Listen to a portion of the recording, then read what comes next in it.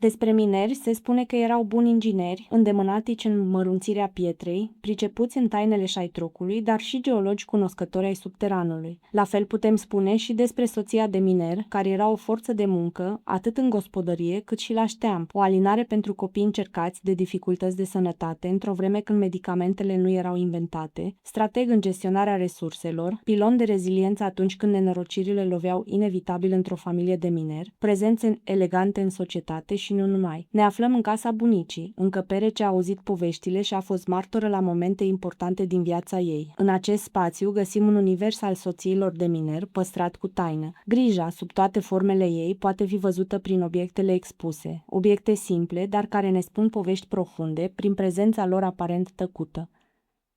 Bunica mea, Petri Terezia, pe care o vedeți în această imagine, a fost bunica care ne-a crescut, iar acesta a fost locul în care am copilărit. Ea era de confesiune catolică, era destul de credincioasă și respecta biserica din sat, iar în fiecare dimineață mi-amintesc cum își lua această cană cu cafei și începea să frece cafeiul de zahăr, se auzea exact acest sunet. Iar apoi mergea spre fereastră, iar chiar în momentul în care suna clopotul bisericii de dimineață, aceasta spunea o rugăciune pentru odihna bunicului meu. Bunicul meu deja era mort de vreo câteva decenii, dar amintirea lui a rămas vie în memoria ei și în acest fel își amintea cumva în fiecare dimineață de el. După decesul ei, casa a rămas goală și nimeni din familie nu s-a preocupat câțiva ani de gospodărie. Totul a rămas așa cum a lăsat bunica. După aproape 5-6 ani de la moartea ei, am început treptat să transformăm spațiul într-unul potrivit pentru primirea turiștilor. Cu acest prilej am început reorganizarea spațiilor și a locurilor din casă. Odată ce am început să redescoper obiectele personale, am descoperit și alte părți din personalitatea ei. Am înțeles prin câte a trecut și cât de dificile au fost anumite momente și alegeri din viață. De exemplu, bunica nu vorbea despre tatăl ei, motiv pentru care nu avem azi o imagine a acestuia. Nu îl asociam cu nimic, însă ulterior, analizând documentele, mi-am dat seama că acesta avea 12 ani când a rămas orfană de tată, o vârstă atât de fragilă încât amintirile devin fragmentate și greu de ancorat în etapele ulterioare de viață, iar viața ei a fost încercată de deseori. Bunica Tercu s-a născut în anul 1926, a fost cea mai mică dintre copii, având o soră de sânge și 7 frați vitregi, din alte căsătorii ale părinților. Mama ei, Vuzuganida, a trăit 56 de ani, dar viața i-a cerut cât altora într-un veac. A rămas văduvă de tânără cu 3 copii mici și a trecut prin pierderea ambilor soți. Spre sfârșitul vieții, datorită faptului că comuniștii au venit la putere și s-a adoptat legea naționalizării, i-au confiscat șteampurile și părțile de mină, luându-i nu doar bunurile, ci o lume întreagă. Munca, rostul și siguranța de până atunci. Tercuș, având origini germane, a fost acuzată de afiliere nazistă și a fost nevoită să se ascundă de autorități în mine sau în galerii. Ca să nu își piardă casa, a apelat la un artificiu administrativ și a luat un soț de împrumut, a trecut casa pe numele acestuia, primind ulterior casa înapoi după divorț. S-a căsătorit cu Petri Ioan și a avut un copil, pe Petri Ioan, tatăl meu.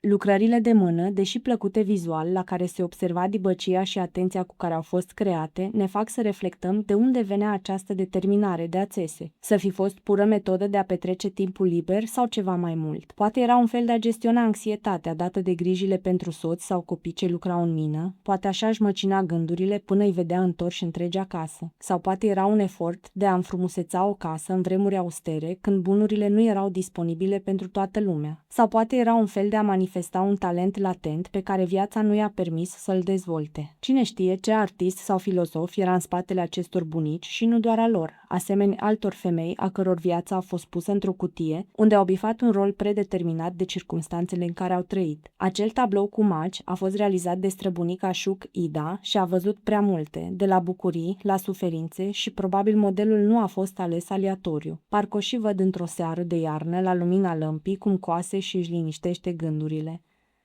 Îmi aduc aminte foarte clar de întâlnirile bunicii cu prietenele ei din sat. În curte, aproape de poartă, pusese o bancă, acolo se așezau și stăteau de vorbă. Erau femei ajunse la o vârstă înaintată, dar care trăiseră cât alții între vieți. Viața lor fusese rămăcinată de evenimente grele. Războaie, pierdere în familii, copiii care se neșteau, dar nu toți apucau să crească, boli care astăzi se pot trata, dar atunci nu aveau niciun leac. Pe lângă toate acestea, soții și fiii lor trăiau zilnic cu riscul muncii în mină și chiar dacă nu își pierdeau viața în subteran, efectele lucrului în mină nu întârziau să apară. Mulți mineri mureau tineri, răpuși de boli pulmonare, iar femeile rămâneau văduve de vreme, purtând mai departe casa, copiii și grijile. În camera ei vei observa câteva cărți siropoase, să te zic așa, pe care bunica le citea cu drag. Avea o slăbiciune pentru poveștile romantice și pentru filmele cu încărcătură emoțională. Spunea că așa mai uite de griji și de tristeți. Poate că în aceste povești femeile care găseau un fel de refugiu, iar golurile lăsate de pierdere deveneau pentru câteva clipe mai ușor de dus. Pe lângă aceste moduri de conexiune cu femeile din comunitate, era și schimbul de rețete, probabil cea mai pomenită practică din Roșia Montană. Nu se poate să te plimbi pe ulițele satului alături de un localnic mai în vârstă și să nu se oprească pe lângă o casă, să pomenească vecina ce a locuit acolo și ce fel de prăjitură făcea. Fiecare gospodină era maestră pe o prăjitură și asta a rămas viu în memoria colectivă. Ca orice copil, am și eu amintiri formate în jurul bunicii și a prăjiturilor. Aceasta mi-amintesc că făcea una din prăjiturile preferate care se făceau în preajma sărbătorilor, se numea Greta Garbo și era o prăjitură cu multă nucă sau Garbo Select. Mi-amintesc că o găseam în această cutie, asta îi cutia sau lada de zestre care mi-a lăsat-o bunică, să zic așa, moștenirea ei în care sunt multe rețete pe care sperăm cândva odată să facem o carte de rețete.